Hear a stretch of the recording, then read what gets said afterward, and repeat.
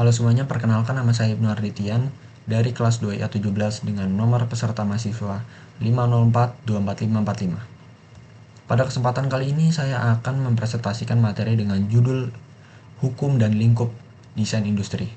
Topik ini sangat penting dalam dunia bisnis dan industri karena desain tidak hanya berperan sebagai elemen estetika, tetapi juga menjadi salah satu aspek strategis yang dapat menentukan keberhasilan suatu produk di pasaran. Desain industri adalah salah satu perlindungan hak kekayaan intelektual atau HKI yang fokus pada tampilan luar produk. Dalam persaingan bisnis modern, tampilan produk bisa menjadi identitas yang melekat pada sebuah brand. Bahkan banyak konsumen membeli suatu barang bukan hanya karena fungsinya, tapi karena bentuk, gaya, dan estetika yang menarik.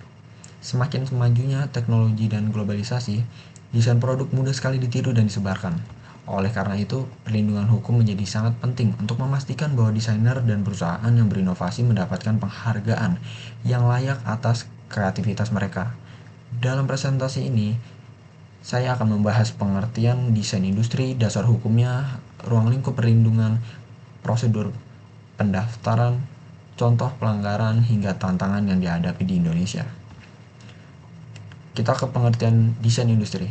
Menurut Undang-Undang Nomor 31 Tahun 2000, desain industri adalah kreasi mengenai bentuk, konfigurasi, atau komposisi garis atau warna dalam bentuk 2 atau 3 dimensi yang memberikan kesan estetis dan dapat diwujudkan pada produk industri atau kerajinan tangan. Dari definisi ini terdapat beberapa unsur penting. Pertama, desain harus memiliki nilai estetis, artinya tampilan produk tersebut memiliki daya tarik visual. Kedua, desain dapat berbentuk 2 dimensi, seperti motif atau pola pada kain, maupun 3 dimensi, seperti bentuk kursi, sepatu, atau botol minuman. Ketiga, desain harus dapat diproduksi secara massal, bukan hanya karya seni tunggal. Keempat, desain harus baru atau memiliki unsur kebaruan. Jika sudah pernah dipublikasikan, maka tidak dapat didaftarkan. Kelima, desain harus diterapkan pada produk industri atau kerajinan nyata. Dasar hukum desain industri di Indonesia. Dasar hukum utama yang mengatur desain industri di Indonesia adalah Undang-Undang Nomor 31 Tahun 2000. Undang-undang ini mengatur mulai dari definisi, prosedur pendaftaran, jangka waktu perlindungan, hingga sanksi pelanggaran.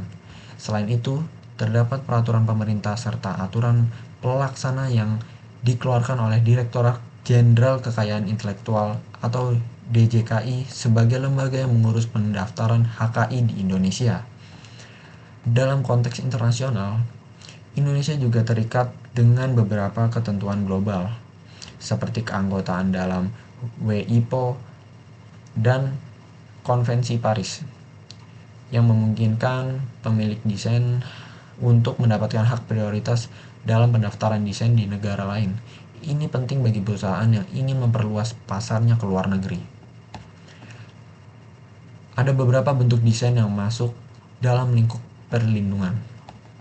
Kategori pertama adalah bentuk atau shape, yaitu wujud fisik produk yang memiliki ciri visual tertentu. Contohnya adalah bentuk unik botol parfum atau desain ergonomis pada mouse komputer. Kategori kedua adalah konfigurasi, yaitu susunan elemen-elemen pada suatu produk yang membuatnya berbeda dari produk lain. Misalnya, posisi tombol pada sebuah remote control atau peletakan elemen pada dashboard kendaraan. Kategori yang ketiga adalah komposisi garis dan warna. Ini biasanya terlihat pada desain 2 dimensi seperti motif batik, pola kemasan makanan, atau ilustrasi pada label produk.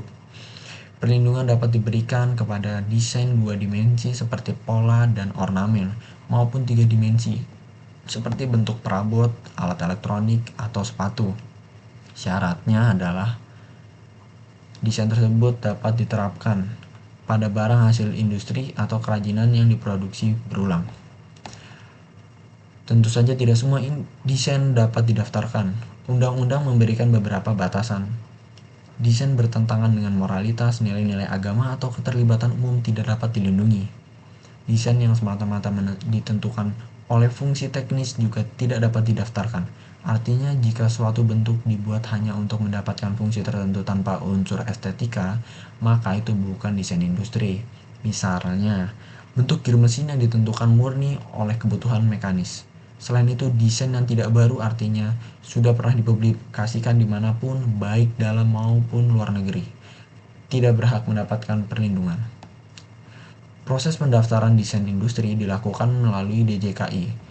Tahap pertama adalah pengajuan permohonan yang dapat dilakukan secara langsung atau melalui layanan online. Pemohon harus melampirkan gambar desain, identitas pemilik, dan membayar biaya pendaftaran. Tahap kedua adalah pemeriksaan administratif, yaitu pengecekan kelengkapan dokumen. Setelah itu desain masuk tahap pengumuman selama 3 bulan, di mana publik diberi kesempatan untuk mengajukan keberatan jika merasa desain tersebut tidak baru atau pernah diterapkan sebelumnya. Apabila tidak ada keberatan dan pemeriksaan administratif selesai, DJKI kemudian menerbitkan sertifikat desain industri. Perlindungan yang diberikan berlaku selama 10 tahun sejak tanggal penerimaan dan tidak dapat diperpanjang. Pemilik desain industri memperoleh hak eksklusif untuk menggunakan dan melarang pihak lain membuat, memakai, menjual, atau mengimpor produk yang menggunakan desain tersebut tanpa izin. Pemilik juga berhak memberikan lisensi kepada pihak lain, sehingga desain dapat dimanfaatkan secara komersial dengan pembagian keuntungan tertentu. Selain itu, pemilik berhak menuntut ganti rugi jika terjadi pelanggaran. Namun ada juga kewajiban pemilik, seperti menjaga desain tetap asli dan tidak meniru desain lain, bertindak dengan itikat baik, serta mengurus perjanjian lisensi secara benar ketika memberikan izin pemakaian kepada pihak lain. Contoh kasus pelanggaran desain industri, ada banyak kasus peniruan desain industri, baik di dalam ataupun luar negeri. Contohnya, beberapa perusahaan parfum terkenal pernah menggugat produsen lain karena meniru bentuk botol parfum unik yang sudah terdaftar dengan desain industri.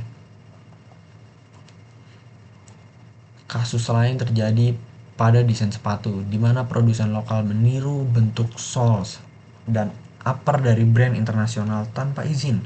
Di Indonesia sendiri banyak kasus peniruan kemasan produk makanan. Misalnya kemasan snack yang dibuat mirip dengan produk pesaing sehingga menyesatkan konsumen. Kasus seperti ini tidak hanya melanggar desain industri, tetapi juga dapat melanggar aturan persaingan usaha.